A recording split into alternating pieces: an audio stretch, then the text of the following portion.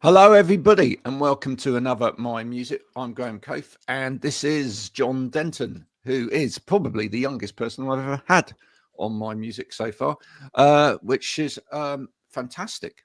It's great to see people starting their music career so young. So when we get to talking about his journey in music, it might be quite short, but maybe it won't be.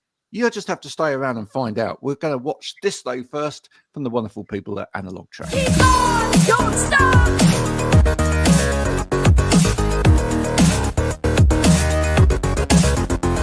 Keep on, don't stop.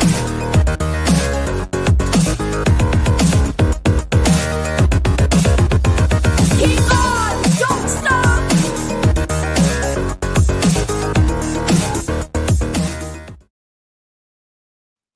John, thank you for joining me.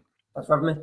Now, look, a lot of people, when they come on, they say, oh, yeah, I started music at a very young age. But some of them only started music at the age that you are now, right? Yeah. Which is what? You're 14? Is that right? You're 14 now? I'm gonna be 15 in May.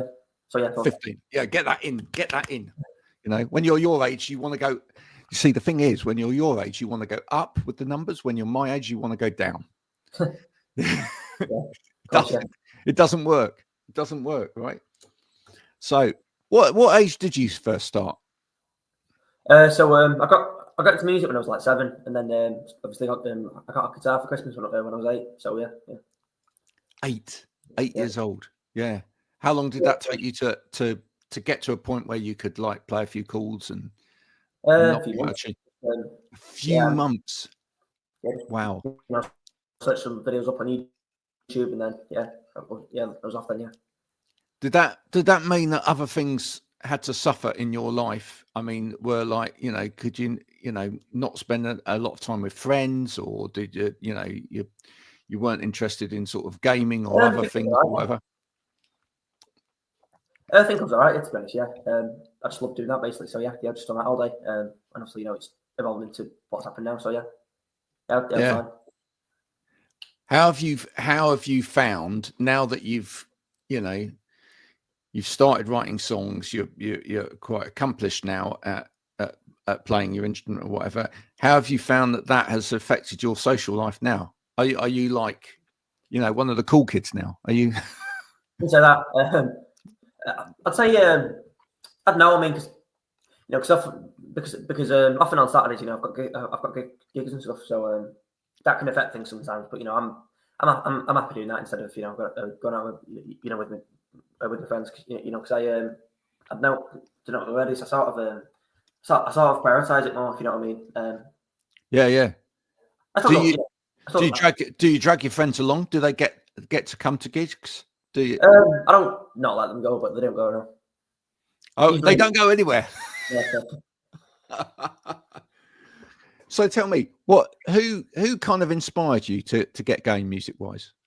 Well, funnily enough, so my dad took me and the family to this like friend's birthday party.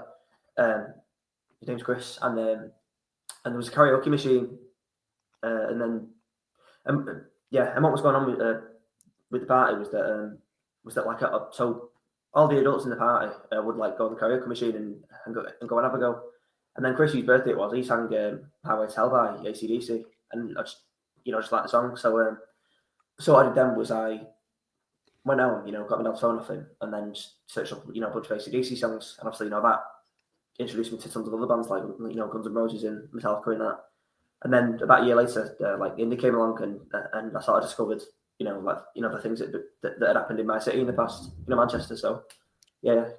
Yeah. Who was the first band that really meant, or artist that really meant something to you, that you really connected with musically, that you felt would kind of inspire the way that you would write? I mean, I didn't start writing songs until I was about 9. Just didn't really get around to it until then. So I'd say like Smiths, because I love their songs, obviously. I still do now. I'm still my favourite band. So yeah, Smiths, yeah, they're a big inspiration.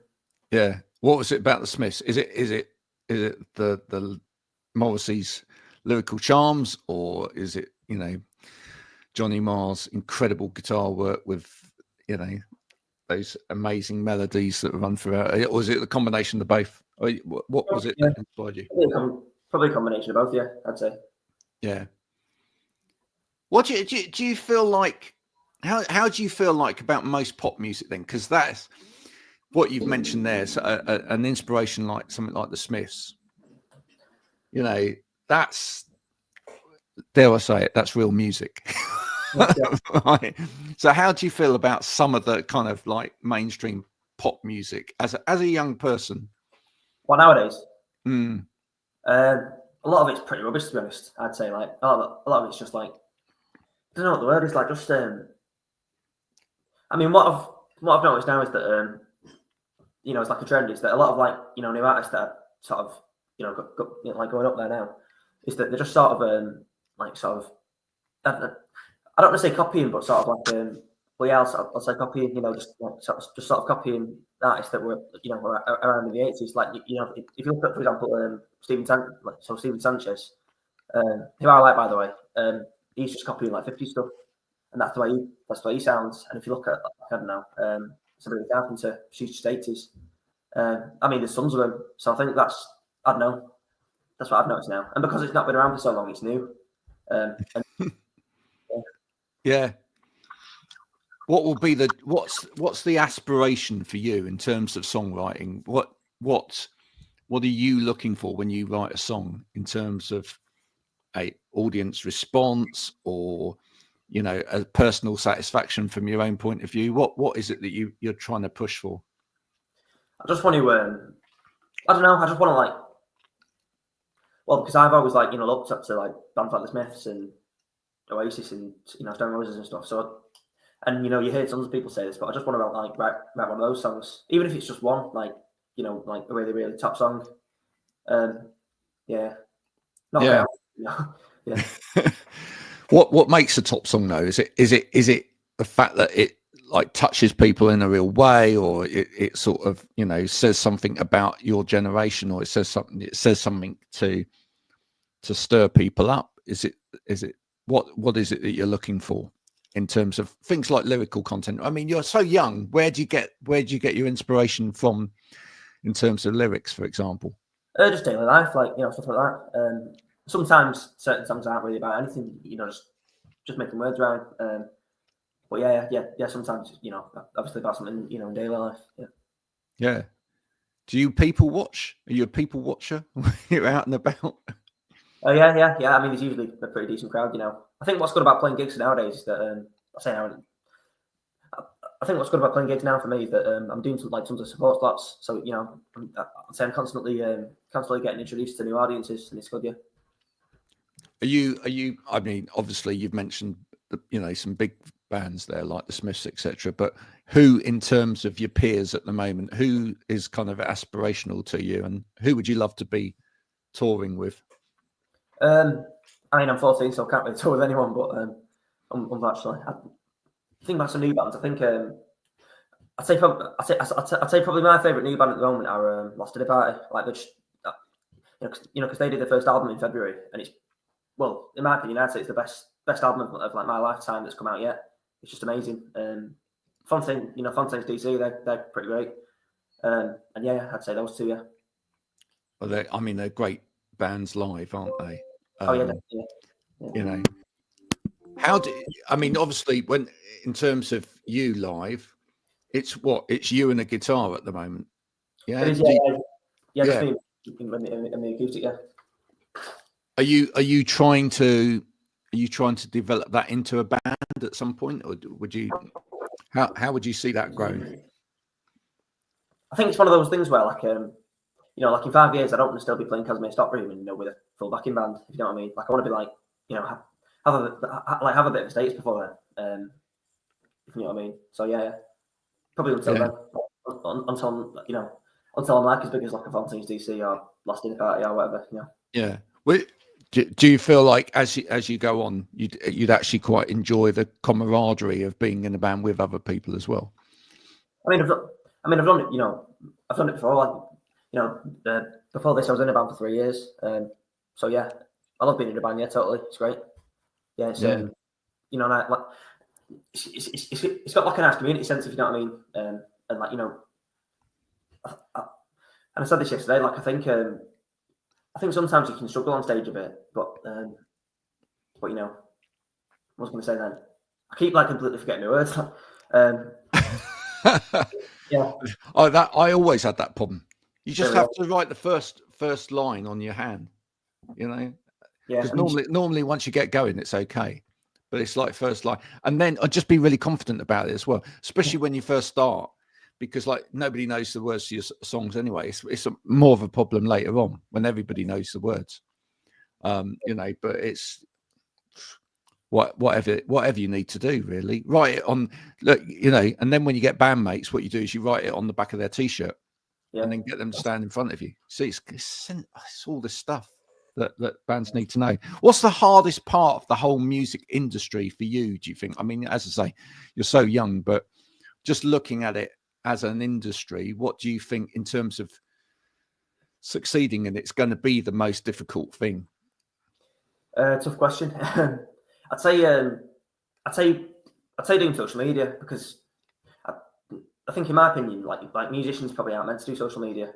Like, it's just not something that we're sort of built for. And that's why the people that, you know, do write great songs and do really well, you know, have people around them to do it for them, you know, because you know, so they've got the time to sort of pursue what they're doing. I'd say just doing social media and sort of, you know, just having to, I don't know what's the word, having to sort of comply with the system of it, and you know, put the right posts out and stuff, when really, you know, you should be focusing on what you're doing. I think as you develop, you probably need a team to go off. And some people love the whole social media thing, and other people really don't like it. I certainly think that, and I don't know whether young artists get it, but I certainly think young artists like yourself need training in social media, and they need training in things like this, doing interviews. And actually, I'd say to you, like the sooner you start doing interviews on a regular basis, the better it gets, right? Because it's, you know, it's a skill like any other. So, you know, starting it earlier on is a really good way to go. What's the dream? What's the big dream? Where do you want to end up? Just one of the biggest acts in the world. I mean, I'm saying that really like just really out of nowhere, but it's something that I've totally like drilled into me. Like, I want to be, you know, I want to be one of them, you know, like playing like the Glastonbury main stage and that. Yeah, You've got to have that confidence. 100%. Yeah. Well, it's not confidence. It's just, you know, like if you don't like us buying to do it, then you're never going to do it, are you? So you're at least, you know, better off trying, aren't you? And if it's then it's pretty good, I guess, isn't it? It's also, it makes great stock footage for years to come when you have made it, to look back at interviews where you say those sort of things, and then people go, "Oh, look, you said it then." And you know, I mean, there was I think it was Sam Fender who had this video, and he said, like, "Oh, you know, I want to play like St. James's Park in 5 years," and then he did for like 5 years later, like 6 years later. Yeah, it's good. Yeah. No, there's a great bit of footage of Coldplay early on. Oh, right. Of course, yeah. I've seen that. Have you seen that Chris Martin, when he comes running across the camera and he goes, "Yeah, we're going to be like, you know, one of the biggest bands in the world. Remember this name, Coldplay." And he's just like, I don't know, at the time, what's 16, 17, something like that. Yeah. They've been around for so long, haven't they? Like, you know, even before this like sound record deal and that, like, they've been around for so long.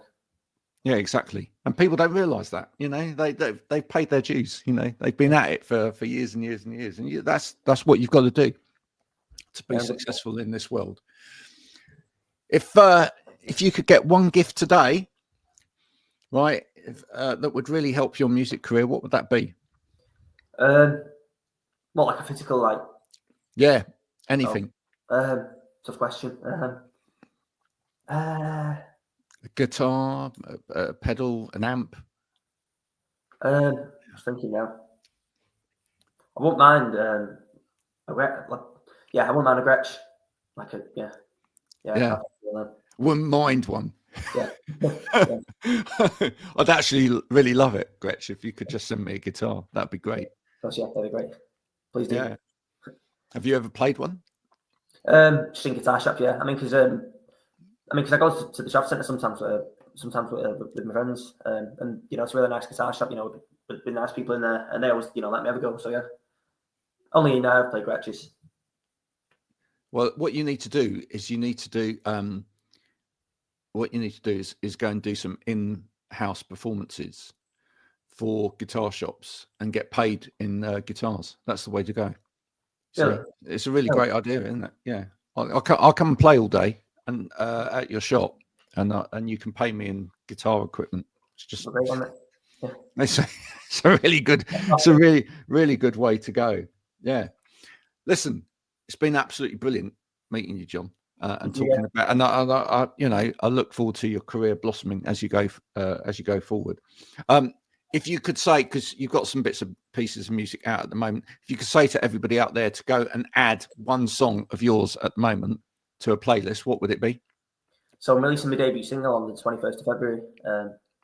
I'm so used to saying that now. I'm just, but yeah.